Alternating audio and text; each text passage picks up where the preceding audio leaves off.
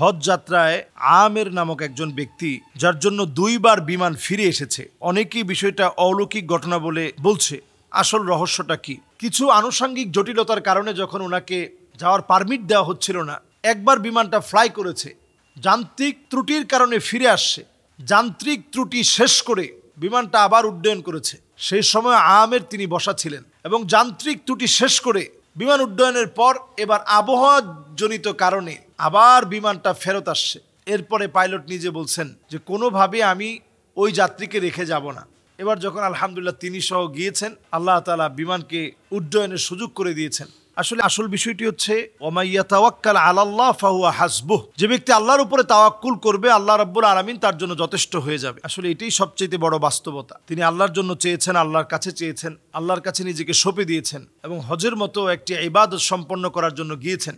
আমরা কিন্তু এই সময় একটা দোয়াও পড়ি, বিমানে যারা সফর করেছি দেখবেন এই সময় আমরা একটা দোয়া পড়ি এবং খুবই সুন্দরভাবে দোয়াটা পড়ানো হয়। আল্লাহু আকবার, আল্লাহু আকবার, আল্লাহু আকবার, সুবহানাল্লাযী সাখখারা লানা হাযা ওয়া মা কুন্না লাহু মুকরিনিন ওয়া ইন্না ইলা রাব্বিনা লামুনকালিবুন।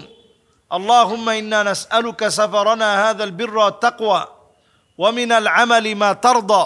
আল্লাহুম্মা হাওবিন আলাইনা সাফারানা হাযা ওয়াদবি আন্না বু'দা। আল্লাহুম্মা আনতাস সাহিবু ফিস সাফার ওয়াল খলিফাতু ফিল আহল। আল্লাহুম্মা ইন্নী আউযু বিকা মিন ওয়াসাইস সাফার ওয়া কাআবাতিল মানজার ওয়া সুইল মুনকালাবি ফিল মালি ওয়াল আহল। একটু বড় দোয়া, আমরা যদি না পারি অন্তত মুখস্থ করে নেওয়ার চেষ্টা করব, বাংলায় হলেও বলার চেষ্টা করব। আল্লাহর কাছে আমি বলছি, আল্লাহ আপনি সবচাইতে বড়, সবচাইতে বড়, সবচাইতে বড়। এ বাহন আমার আয়ত্তে আল্লাহ আপনি এনে দিয়েছেন, না হলে এটাকে আমি আয়ত্তে আনতে পারতাম না। কি বিশাল একটা বিমান, এতগুলো যাত্রী নিয়ে কেমন করে উড়ে, এটাকে আপনি আমার আয়ত্তে এনে দিয়েছেন বিদায় এটা সহজ হয়েছে।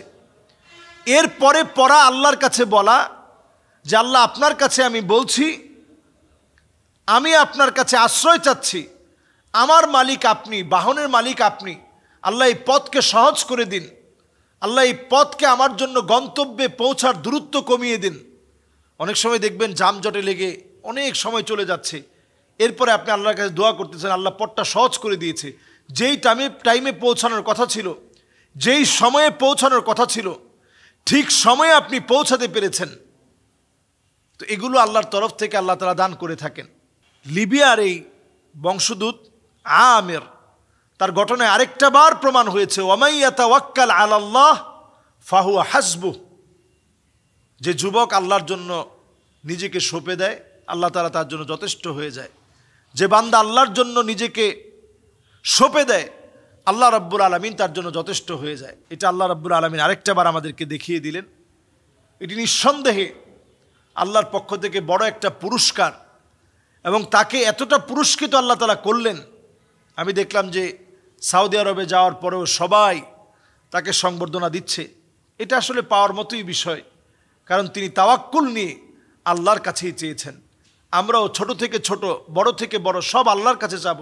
আব্দুল্লাহ বিন ওমর রাদিয়াল্লাহু তাআলা আনহুকে রাসূল শিখাচ্ছেন, যদি তোমার জুতাটার ফিতাও ছিঁড়ে যায় এটাও তুমি আল্লাহর কাছে চাও। তাহলে ছোট থেকে ছোট সকল বিষয় আল্লাহর উপরে ভরসা করা, এটা আমরা এখান থেকে শিখতে পারি। এবং আমরা বিপদে পড়লে আল্লাহকে আরো বেশি ডাকবো, আবার যখন আনন্দে আছি তখন আল্লাহর শুকরগুজারি আদায় করব। এর মধ্য দিয়ে আল্লাহ তাআলা বান্দাদেরকে পরীক্ষা নেন এবং বান্দাদের তাওয়াক্কুলকে আল্লাহ রাব্বুল আলামিন কবুল করেন। আল্লাহ তাআলা আমাদেরকে বোঝার তৌফিক দান করুক। আসসালামু আলাইকুম ওয়া রাহমাতুল্লাহি ওয়া বারাকাতুহু। বিসমিল্লাহ আলহামদুলিল্লাহ ওয়াসসালাতু ওয়াসসালামু আলা রাসূলিল্লাহি ওয়া বা'দ। ইদানিং একটি বিষয় আমাদের প্রত্যেকেরই নজরে পড়েছে যে রক্ষণশীল সৌদি আরবে মদ বিক্রির অনুমতি দিয়েছে সরকার। ভবিষ্যতে এর পরিণতি আসলে কি হতে যাচ্ছে? রক্ষণশীল সৌদি আরব নানা নিয়মের ভিতরে যে সৌদি আরব ছিল, আমাদের বলতে খুবই আফসোস লাগে। নবী আলাইহিসসালাতু ওয়াসসালাম একদিন ঘুম থেকে জাগ্রত হলেন। জাগ্রত হয়েই নবীজি বললেন, ওয়াইলুন লিল আরব, ধ্বংস আরবের জন্যে।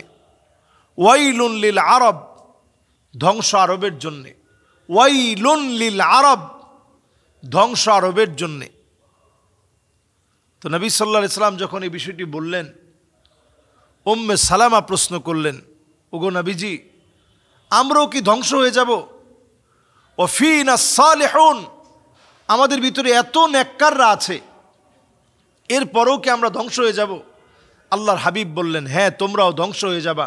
ইদা কাসুরাল খাবাস, খারাপই যদি তোমাদের ভিতরে বেড়ে যায়, অন্যায় যদি তোমাদের ভিতরে বেড়ে যায়, পাপাচার যদি তোমাদের ভিতরে বেড়ে যায়, অশ্লীলতা যদি তোমাদের ভিতরে বেড়ে যায়, বেহায়াপনা যদি তোমাদের ভিতরে বেড়ে যায়, তখন আল্লাহ তাআলা তোমাদেরকে পাকড়াও করবে।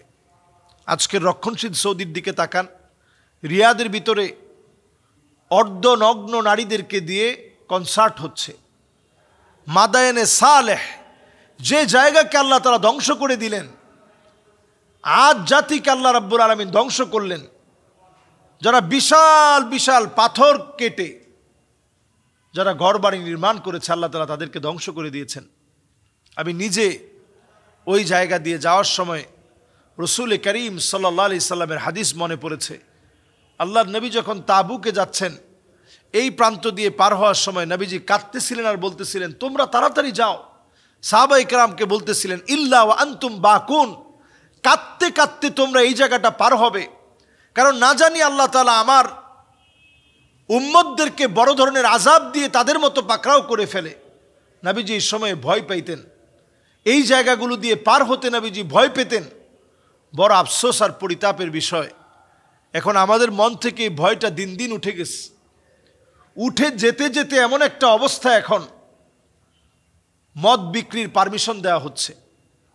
নতুন একটা সিটি করা হয়েছে, নিয়ম সিটি, যেটা পরিচালিত হবে ভিন্নভাবে, টোটালি এআই প্রযুক্তির মধ্য দিয়ে, রোবট দিয়ে নিয়ন্ত্রণ করা হবে।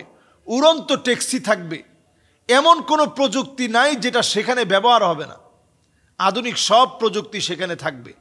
সেখানে চাঁদের মাটি এনে রাখা হবে, মানুষ যেন চাঁদের ফিল নিতে পারে। বর্তমানে সৌদির একটা মিশন আর ভিশন হচ্ছে, তারা চায় যে আরবের লোকেরা বিভিন্ন দেশে গিয়ে মজমাস্তি না করার চেয়ে বরং তাদের এলাকার ভিতরে মজমাস্তি করবে। মাআযাল্লাহ, এইভাবে আল্লাহ তাআলা আরবকে ধ্বংস করবেন। এবং আপনি দেখেন এই সময়ে আরবের বিভিন্ন জায়গা সবুজ হয়ে যাচ্ছে। নবী আলাইহিস সালাতু ওয়াস সালাম হাদিসের ভিতরে সতর্ক করেছেন।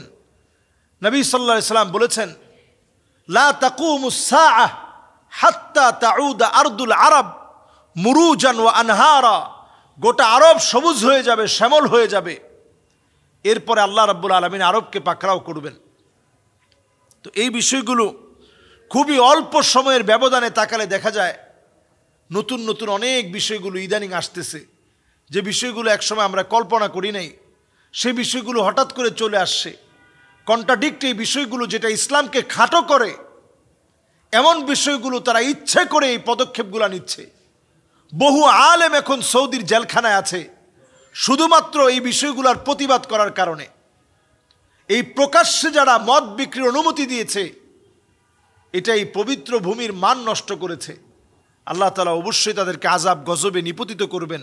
আমার কাছে তো মনে হয় এই 2025 শেষ হবে তাদেরকে ভয়াবহ অনেক পরিস্থিতি দেখিয়ে, আযাব গজবের অনেক পরিস্থিতি দেখিয়ে এই 2025 আমার কাছে মনে হয় শেষ হবে।